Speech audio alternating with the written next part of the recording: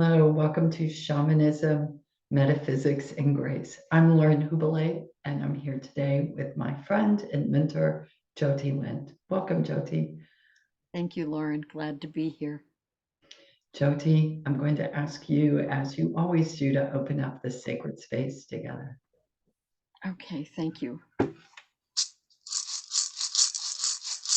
Grandmothers and grandfathers, ancestors of the East, we ask for your presence today. Grandmothers and grandfathers and ancestors of the South, we ask for your presence this day. Grandmothers and grandfathers, ancestors of the West, we ask for your presence this day. Grandmothers and grandfathers, ancestors and wisdom keepers of the North, we ask for your presence this day. Grandfather Sky, keeper of the starry night, ancestors of air and fire, we ask for your presence this day. Grandmother Earth, ancestors of water and earth, we ask for your presence this day. And to that wise being that lives in our hearts, that ancestor who speaks to us in the quiet moments, may that being also be present.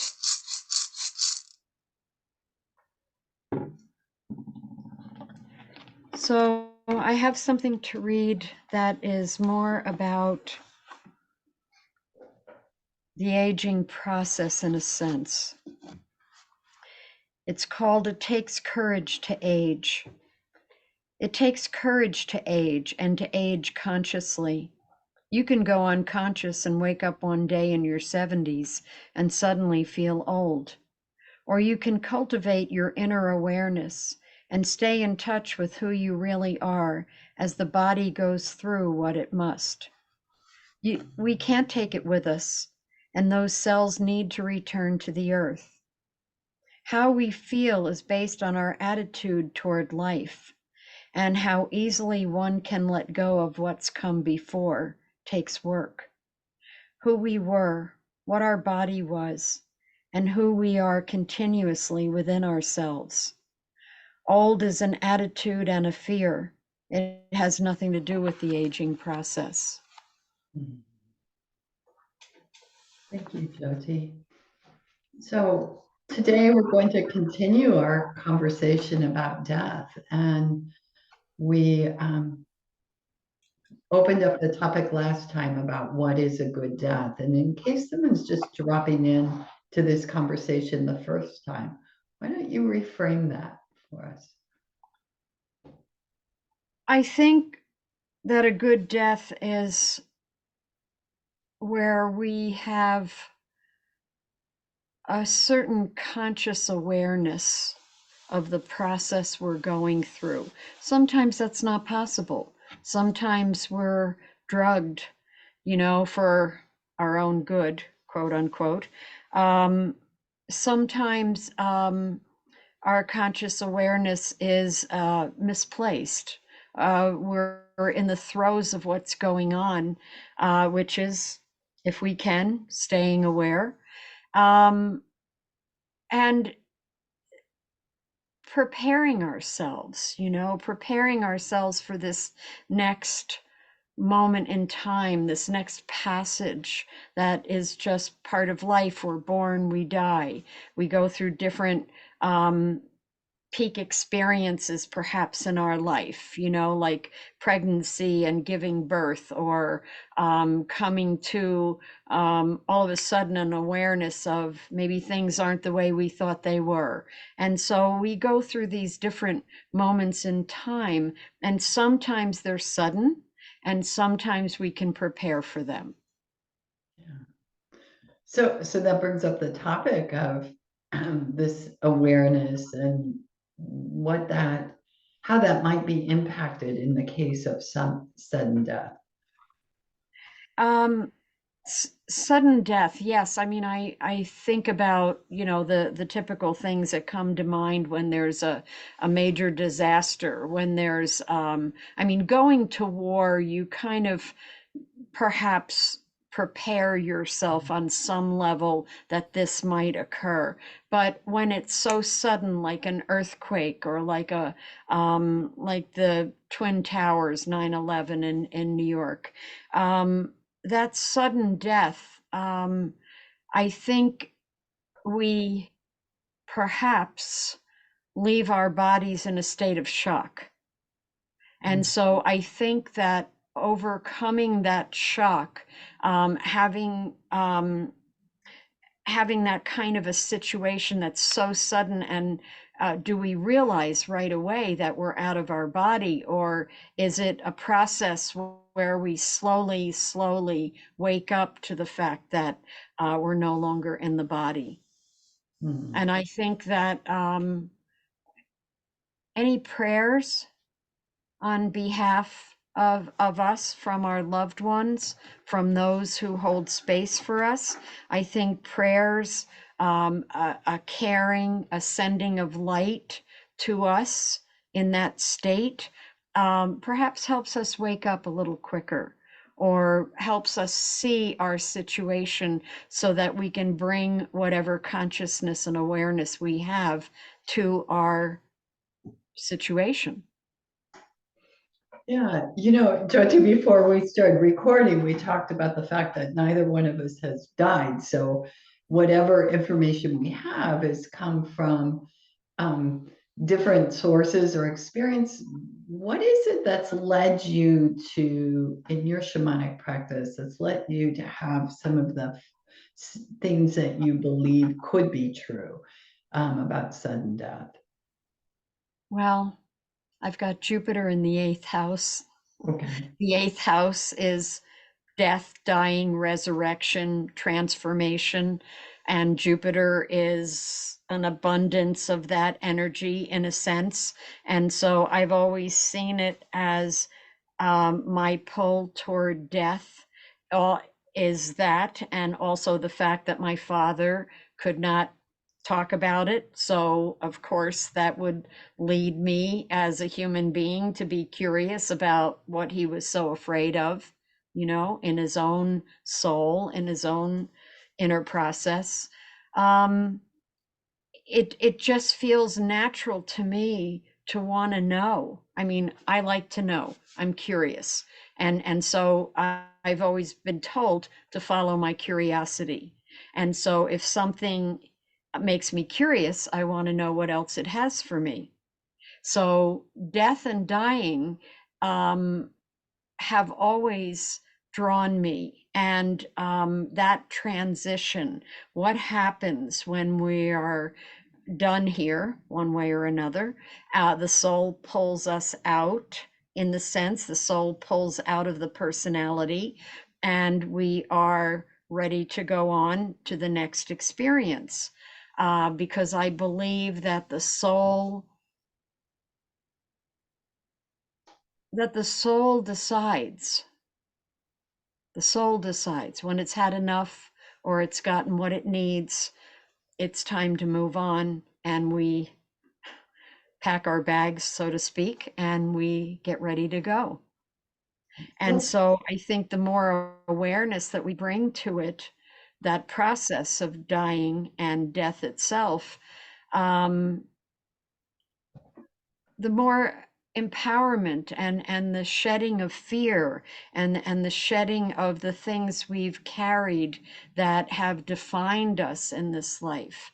I think the more awareness we bring to all of that, and whatever work we can do ahead of time, could make that easier for us. mhm. Let's talk about this. And my mind's playing with this idea. And if the soul decides, then where does this shock come from in a sudden death? I think it's the abruptness of all of a sudden. I mean, it's not like death, not usually, that death finds us as we're walking down the street, boom, we're pulled out. I mean, people have heart attacks, people have strokes, yes. And sometimes that's more of a body functional malfunction. But the soul is also speaking to us through that, like, get ready, pay attention, look at what's happening here. Um, so I think that all we can do is be ready to surrender the gift that this life has been. You know, that we're given this gift of life to have these experiences, and when it's over, it's our time to leave. It's over. The soul has gotten what it needs, and we can surrender gracefully, or we can fight and, you know, try to maintain what we know, what we're consciously aware of in our, you know, present moments. Because most of us aren't in touch with our soul in the moment. You know, that can be something in meditation that we open ourselves to hear, the language of the soul. But in our day-to-day distractions and busynesses, and having to focus on our responsibilities here, a lot of times that voice is very, very quiet. Mhm.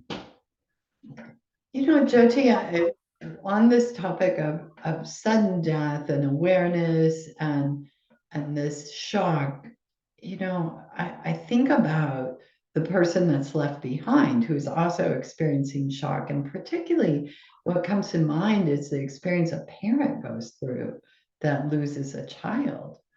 Yeah. Yeah. And so that grief, I mean, I've learned over time that grief is, you know, she dances with you. And when she's done with you, she lets you go. It's not about the old, oh, well, I've grieved long enough. I mean, it's been a month, or it's been, you know, whatever it has been, and I should be over this already. And that's not how it is. That's not how grief works. I think that's the greatest loss a person suffers in this life, just from my perspective, is the loss of a child. And that grief can dance with you for a long time. I think there comes a point where it's important to re-examine all of that. We have our own feelings. We have our own feelings of loss, of incredible loss sometimes. And you know, there's a fine line here. I'm looking for words. There's a fine line here between our grief holding the soul back who has passed on, and being authentic with our grieving process. We don't want to hold that soul from where it needs to go next, or the experience it needs to have next. And that experience may be tending you, being your guardian angel for a while before it's ready to move on in whatever its path is calling it to do. So I had this experience with a medium, and she wanted me to kind of sample her process, her wares, her skills. And I said, okay. And so we called my mother. My mother had passed, and we called my mother to the experience. And she told me, the medium told me, that my mother felt guilt and remorse for some things in her relationship with me, and that would I forgive her so that she could move on. And I thought to myself, far be it from me in my process to hold someone back from what they needed to do to go on. And so I just sat quietly and said, Mom, you know, whatever it is you need from me, you have. And if it's forgiveness, I forgive you. I'm fine. I'm okay. And you go on to what you need to do for yourself, you know? And so we don't want to hold someone back because of our own guilt, because of our own, because of things that weren't straightened out before that person left. You know, so we want to attend to our grief. We want to be conscious of our grief, and that our grief is for us to work out certain things, and then it's time to let go and let that being move on into its own process, into it, onto its own path of where it's going next or what it needs to do for itself next. This feels really important, Jyoti. I think it might be difficult when we're grieving to know, and what I'm hearing is there's this entangled grief and there is a healthy grief process. And how would one know? What do you think the ingredients would be that would help me know if my grief process is healthy? I think that was very well put, Lauren. The entangled grief, and then just what's yours to carry, to work through, to deal with. The only place I know to go is inside of myself, you know, into my own meditation, into my own inner process, and just keep asking inside myself to see, to know, to be as authentic with myself, not to get caught up in all the emotions, because the emotions are there. That grief process is there to help you make sense of and clear your emotional body. And the emotional body has no brain. It feels what it feels. It doesn't have logic and reason to say, oh, it's time enough, you know? So it's just asking inside of yourself to be clear, to be as clear as possible with your grieving process so that you can see and know and feel if you're entangled in something and it's more about other losses in your life as well. Because when grief comes, it opens the door to all the previous losses, all the previous griefs that perhaps we didn't give enough time to. The death of our parents, or the death of a dream, or the whatever it happens to be, whatever we're still carrying of unfinished business. When a present grief comes along, it opens the door to all of that backlog. So we're not just grieving in real time this moment, we're allowing our emotional body to show us what else is there that needs to be grieved along with the present moment. Yeah, it opens up all that hasn't healed and gives us another opportunity to address that. Right. And sometimes that can feel overwhelming because it's not just the present grief that's come to open that door, it's that backlog. And so sometimes it can feel overwhelming and that we can't carry on. And we have to just bite size it and make peace with it and look at what the other griefs might be. If we can't see what they might be, some of us are sensitive and we might check into the collective grieving process, you know, the collective grief of the world, of the losses and things. And so sometimes we just need to take it slowly and just look at, okay, how can I be with my grief today?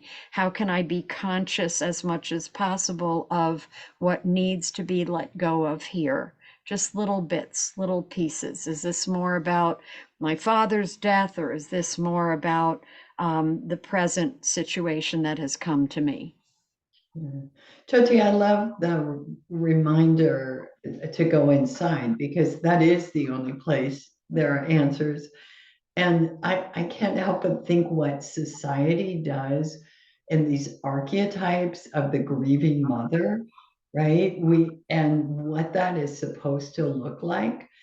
uh, this itself is really painful to struggle with of, is this appropriate for me to do this as a grieving mother, or is this appropriate? There's quite a bit of restriction there. And judgment. Yes, yes. Yes, and I think about the keening. You know, the some cultures have keening, and even if you can't keen and emit through sound your grief and the mourning and the emotional loss, that sense of emotional loss, there are people who come and keen with you and for you.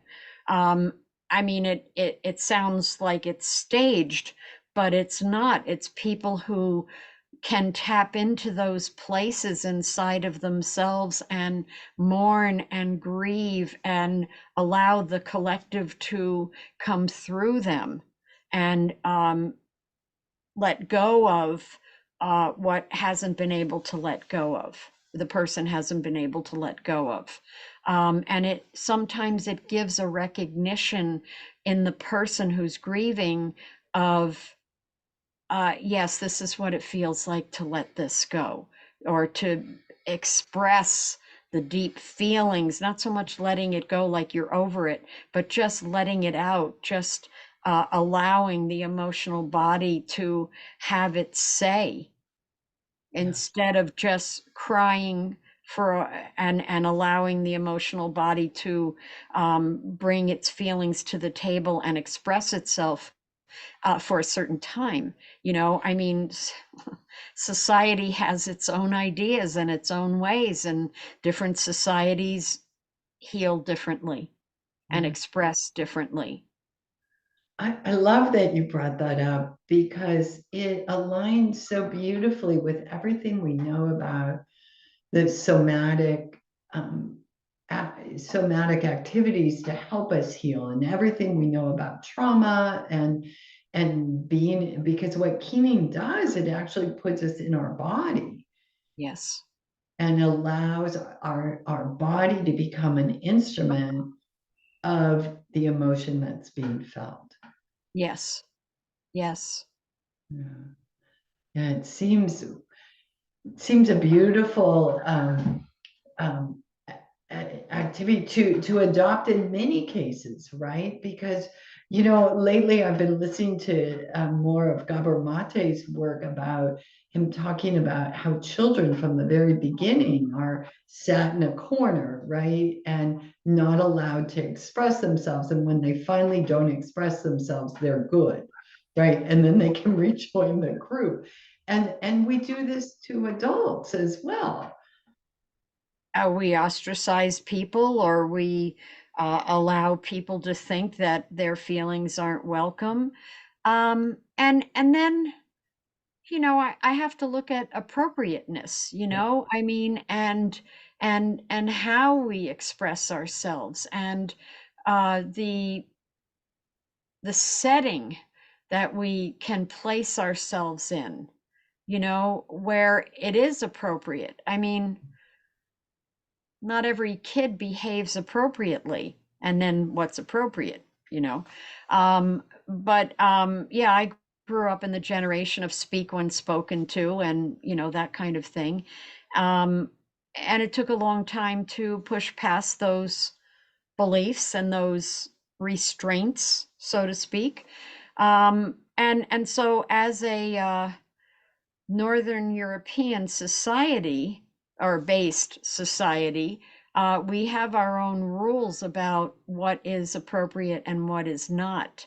And so finding places where you can express yourself and just let it out, rather than walking down the street screaming your brains out, you know, um, there is a place for all of that, and yet not too constrained, Yeah.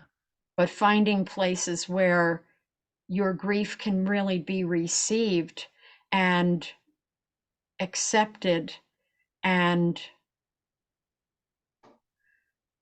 just met with heartfelt response. Mhm, mhm. Yeah, yeah, beautiful. Jyoti, I want to come back to sudden death and this idea of souls being stuck along the way, because we talked about this many episodes ago, and your work with psychopomp um, work, and I think it's an appropriate time to revisit that.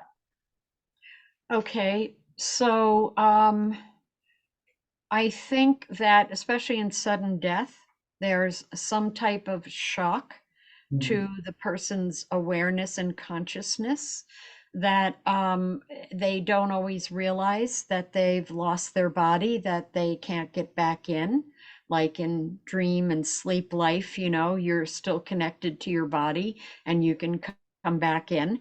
But this, in metaphysics, it's called the severing of the silver cord that keeps you connected, your spirit connected to your body. And so that silver cord is severed. The body has died suddenly. And so it's, I think there's a certain amount of shock, and it takes a while sometimes for that being, that spirit, to realize that it's not alive anymore. And we sometimes call them ghosts. Catholicism calls it limbo or purgatory.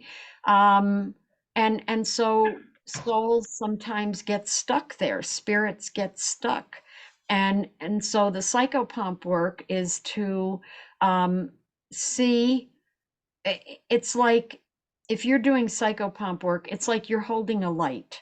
It's like you're holding a candle flame, and you go into those non-ordinary reality regions, and you are a light, and souls, spirits are attracted to you, um, to come because you're there to help them cross into the light through a portal, to leave this realm because you're no longer in a physical body. In a sense, you don't belong in this realm unless you've come to work here in those non-ordinary reality regions.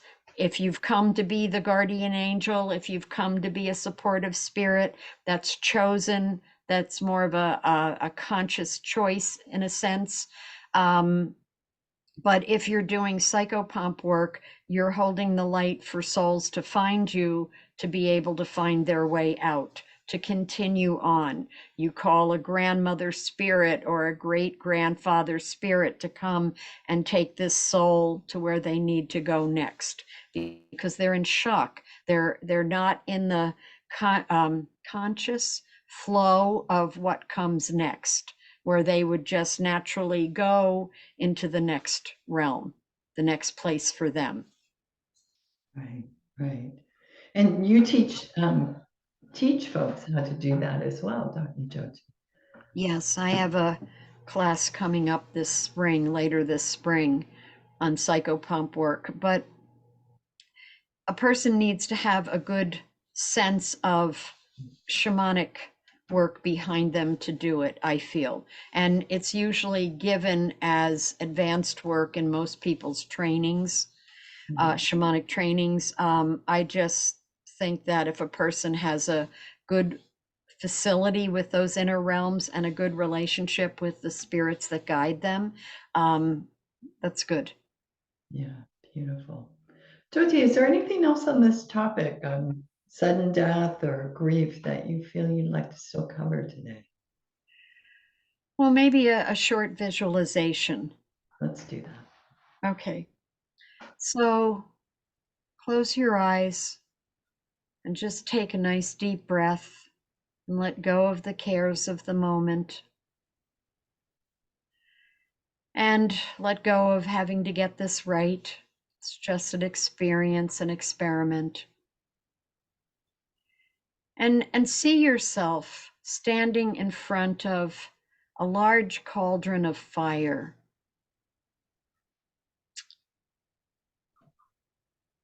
And there's maybe a guardian spirit there so that you feel safe with what you're doing. Maybe there's an angel there. Maybe there's an old crone figure who shows up in different mythologies, who kind of has your back, welcomes you there, because she knows the process of life and death. And so you reach into your heart and you pull out old griefs. Maybe you pull out old resentments. Maybe you also pull out some unfinished business you have that you've been carrying around in this life with family, with people, with whatever. And you just extend what you've pulled out into that fire, into that cauldron of transmutation and transformation. You just pull out a couple things, a couple choice things that you're aware of that don't serve you anymore. We're all aware of our selfishnesses and our resistances and our stubbornnesses and, our judgments, our feelings in certain situations that don't serve us and that we justify in our lives. And just maybe pull a few of those out and just see them going into the fire. Just drop them one by one into the fire, this big cauldron of fire. Just watch them burn up. You don't need to carry them anymore. They're done. You're done with them.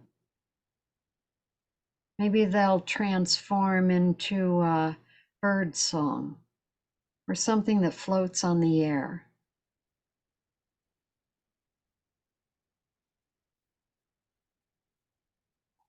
And then come back to yourself.